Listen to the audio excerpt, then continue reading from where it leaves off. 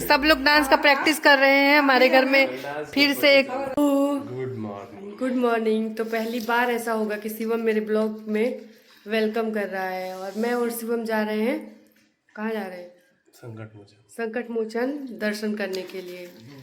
तो अभी ये फेस वॉश कर रहा है। अभी ये वाइट कलर का बहुत ही प्यारा सा, बहुत ही सुंदर सा सूट, ये देखिए पूरा अनारकली सूट है, बहुत प्यारा सा है। तो अभी मुझे थोड़े ही देर में घर निकलना है, मैं घर चली जाऊंगी। मैं मतलब कल ही आई थी और आज चली जाऊंगी, मैं रुकने के लिए नहीं आई हूँ। तो यहाँ पे देखिए बहुत ही प्यारा सा सूट है, बहुत ही सुंदर सा। और मैं हूँ अभी किचन में और मैं बना रही हूँ गर्मा गर्म चाय। तो यहाँ पे देखिए चाय हमारी बनके एकदम अच्छी सी चाय रेडी हो गई है। तो चलिए गोलू प्रियंका को चाय पिलाते हैं। और वो तो बेचारी मतलब दिन भर खाना चाय सब कुछ वही करती है। तो मुझे लगा कि चलो कभी कभी मुझे भी थोड़ा सा काम यहाँ पे आके कर लेना चाहिए। क्योंकि क्या होता है ना कि मैं कभी काम ही नहीं करती हूँ, बनारस आती हूँ तो कुछ भी नहीं, मेरा मन ही नहीं करता कुछ भी करने का। तो आज मैं रुकी हूँ क्योंकि मुझे संकट मोचन दर्शन करना था और भी थोड़े बहुत मेरे काम थे। तो चलिए वो काम करके ब्लॉग में बनी रहेगा, मिलते हैं। तो हम आ चुके हैं अब संकट मोचन मंदिर।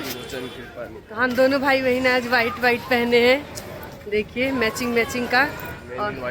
और अब हम चल रहे हैं, हमारी जानकार की दुकान है वहीं पे प्रसाद लेने के लिए। तो प्रसाद ले लेते हैं फिर मिलते हैं आप सबसे। हम आ चुके हैं अभी 80 घाट और बस हमारा मन था भाई बहन का कि हम लोग आए हैं तो गंगा जी के दर्शन कर लें। और आप देख सकते इतना प्यारा, इतने घाट की सफाई हो चुकी है। मैं बैक कैमरे से दिखाती हूँ। पहले ये देखिए इतना सुंदर सुंदर सा पहले तो डिज़ाइन बनाया गया है और घाट की पूरी नवीनीकरण कर दिया गया है, बहुत प्यारा लग रहा है। हाँ इतना प्यारा बनारस। तो अभी चलती हूँ, शिवम मेरा एक ऐसा वीडियो शूट करेगा ना जो आज तक किसी ने नहीं देखा होगा, तो वो करने को तैयार है, बस रुक जाइए आप लोग। मंदिर दर्शन करके मैं आ चुकी हूँ घर। और यहाँ पे एक ही प्रॉब्लम है कि 2 फ्लोर चढ़ना पड़ता है और 2 फ्लोर चढ़ने में मेरी जो स्थिति है ना वो नाजुक हो जाती है। एंट्री करते हैं। ये क्या जल्दी से साइड से कैमरा मतलब निकला हुआ है। हाँ मुझे तो पता नहीं था। दिखाओ नहीं। अरे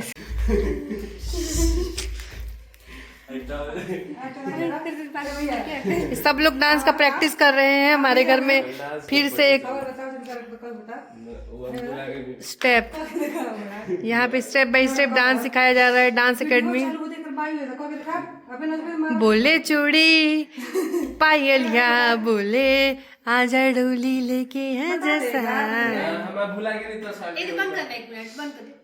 हेलो जी, तो अभी मैं आ गई हूँ अपने घर यानी अपने ससुराल। और बहुत सारे लोगों के मन में बहुत सारे सवाल हैं कि मैं क्यों गई थी। और बहुत अच्छे कमेंट आए हैं, बहुत बुरे कमेंट आए हैं, बहुत अलग अलग तरीके के सवाल हैं, बहुत अलग अलग तरीके की कंफ्यूजन है कि सचिन मनीषा क्यों आए थे, आप कब गई थी, कैसे गई थी, क्या मतलब बहुत सारा कंफ्यूजन भी है। तो सब कुछ मैं कोशिश करूंगी 1-2 दिनों में आप लोग के साथ में सॉल्व करने की। बट अभी मैं थोड़ी थोड़ी जानकारी आप लोग के साथ में शेयर कर देती हूँ। अभी तो मैं आ गई हूँ अपने घर, मुझे आए हुए काफ़ी टाइम भी हो चुके हैं। और यहाँ पे सर्दी है, बेबी इतनी सर्दी है कि आप शॉल या स्वेटर पहने शाम और सुबह, बाकी दिन में ज़रूरत नहीं पड़ती है। और कल से मुझे काम पे जाना है। मेरे ना दांत में हुई थी RCT, रूट कनाल ट्रीटमेंट, इसमें भी और इसमें भी, जो कि मैंने कराया था गाजीपुर में आनंद डेंटल। और वहाँ की वीडियोस भी मैंने अपलोड की हैं और उस टाइम पे मुझे अच्छे मतलब हुआ था। हुआ क्या था कि जब से मैंने नीचे वाले दांत में RCT करवाई थी, यहाँ पे देखिए मेरे यहाँ पे दांत निकल चुके हैं। तो यहाँ पे ना गैप दिखता है, ये देखिए पहले ये ऐसे थे नहीं, यहाँ पे अभी गैप दिखता है क्योंकि यहाँ पे यहाँ के और यहाँ के दांत है ही नहीं। अब बच्चा मेरा एक साइड, इधर भी दांत नहीं है मुझे, ये देखिए। और एक दांत नहीं होने से सारे दांत बीच में गैप बना लिए और घिस चुके हैं। तो ये जो मेरे दांत थे ये वाले RCT कराया था तो मुझे 1-2 साल तक कोई प्रॉब्लम नहीं हुई। बाकी इस वाले दांत में मैंने 2 साल पहले कराई है। तो जब से मैंने ये कराया मेरे दांत में प्रॉब्लम शुरू हो गई। पिछले टाइम मुझे सर्दी हुई थी और सर्दी में मेरे मुंह से खून आ गया, तो मैं डर गई कि कहीं खांसी में ऐसा तो नहीं, मुझे कुछ हो तो नहीं गया। मैं उस टाइम में बहुत डिस्टर्ब रही, ब्लॉगिंग वगैरह सब कुछ छोड़ दिया था, मेंटली बहुत ज़्यादा डिस्टर्ब रही, बहुत प्रॉब्लम हुई। तो फिर मुझे दांतों में बराबर से खून आने शुरू हुए थे, आरसीटी वाले दांत से। मैं एक दिन वहाँ हॉस्पिटल गई, वहाँ भी मुझे वो सोल्यूशन नहीं मिला। देन मैं फिर गई दूसरे हॉस्पिटल बनारस, वहाँ पे मुझे पता चला है कि मेरे दांतों में आरसीटी हुई ही नहीं है। मतलब आरसीटी के प्रोसेस किए गए हैं, उसको ड्रिल किया गया, बट उसमें वो चीज़ें नहीं भरी गई हैं जो आरसीटी में, जो नसों को डेड किया जाता है वो हुई ही नहीं है। मतलब नसों को काट के से छोड़ दिया गया, जिसकी वजह से इन्फेक्शन हो गया है। तो अब जो मेरे नीचे वाले दांत है, जो मैंने 2 साल पहले आरसीटी, वो तो अब बचेंगे ही नहीं, उनको तो निकालना ही है। तो सोचिए कि अगर मैं इसको निकलवा दूं, मैं खाना कैसे खाऊंगी। अब मेरे भगवान ही मेरी रक्षा कर सकते हैं। अब हम बात करते हैं अपने दूसरे दांत की, जो कि ऊपर साइड के, जो मैंने 5 साल पहले आरसीटी कराई है। उसके मतलब 1% चांसेस है कि वो दांत बचाया जा सके। अगर ये दोनों दांत निकल गए और मेरे इधर भी दांत नहीं, मैं खाना कैसे खाऊंगी। अभी भी मैं पिछले 3-4 सालों से अच्छे से खाना ही नहीं खा पा रही हूँ, जिस वजह से मेरा वेट गेन भी बहुत ज़्यादा हुआ है और मैं खाना चबा ही नहीं पा रही हूँ, मैं बस खाने निगल रही हूँ। मतलब कितने सालों से मैं ढंग से खाना नहीं खा रही। डॉक्टर ने जब मुझे ये सब चीज़ समझाई, और मैं इतनी ज़्यादा डिप्रेस हो गई थी उस टाइम पे। दवाई मिली है क्योंकि इसमें घाव बन चुका है, अब उसमें उस घाव के ऊपर कैप लगा हुआ है। इसी तरीके की प्रॉब्लम में, भगवान न करे, कैंसर तरीके की बीमारियां भी हो जाती हैं और भी बड़ी बीमारियां हो जाती हैं।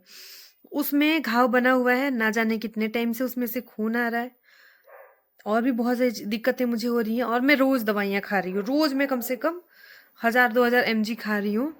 तो मेरी बॉडी क्या होगी, क्या से क्या हो गई, वो जो गाना नहीं है क्या, इतना वेट गेन होना।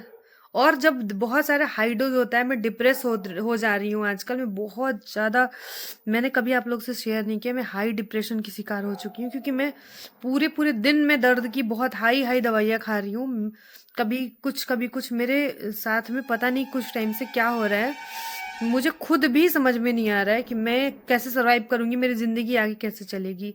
ठीक रहने के लिए दवाइयाँ खाती हूँ, काम करती हूँ। अब पता चला है तो फिर से मुझे जाना है बनारस। मैं बनारस गई थी बस एक दिन, मतलब एक दिन मैं गई, रात को गई।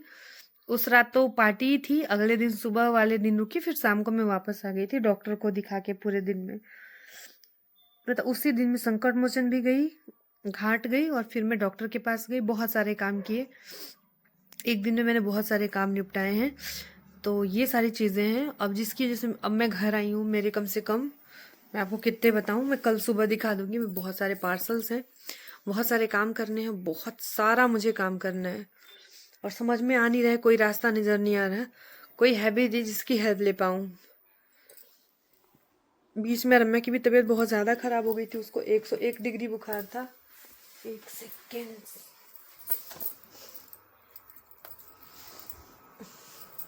उसको 101 डिग्री बुखार था, और उसी बुखार में मुझे उसको बार बार उसको मुझे छोड़ के जाना पड़ रहा था। कभी दवाइयों के लिए, कभी किसी चीज़ के लिए, कभी कुछ किसी चीज़ के लिए। तो जिसकी वजह से बहुत सारी प्रॉब्लम्स क्रिएट हो गई। घर में भी ऐसा माहौल हो जाता है ना, बच्चा बीमार है, आप छोड़ के जा रहे हो, तो उस समय ये नहीं पता चलता कि आप भी बीमार हो। उस समय दिमाग में यही आता है कि आप बच्चे को छोड़ के जा रहे हो, उस समय दिमाग में ये नहीं आता है कि आप बीमार हो। तो ऐसी बहुत सारी चीज़ें हैं। तो और भी जो सवाल हैं आपके, वो मैं एक अगले वीडियो में आराम से बैठ के क्लियर करूँगी। बस ये लाइफ अपडेट है कि चीज़ें अच्छी नहीं चल रही हैं मेरे जीवन में। मिलते हैं आप सबसे कल, तब तक के लिए ख्याल रखिए। अब मैं जा रही हूँ बर्तन धोने और खाना बनाने, और भी बहुत सारा काम है। अच्छी बात है काम होना बहुत, क्योंकि एक टाइम था कि जब मेरे पास कुछ काम नहीं था, यूट्यूब पे वीडियो तो बनाती थी बट कोई काम नहीं था। तो मैं ब्लेस्ड हूँ कि मेरे पास काम है, बट अभी मैं स्वस्थ हो जाऊं, बस भगवान से प्रार्थना है, तो शायद चीज़ें ज़्यादा अच्छी होंगी। दवाइयाँ वगैरह हैं, अब कल से खाऊंगी, नहीं कल से नहीं, आज से ही खाऊंगी, और बहुत सारी चीज़ें जीवन में चेंजेस होने वाले हैं। तो मिलते हैं कल, तब तक के लिए ख्याल रखिए। हर हर महादेव।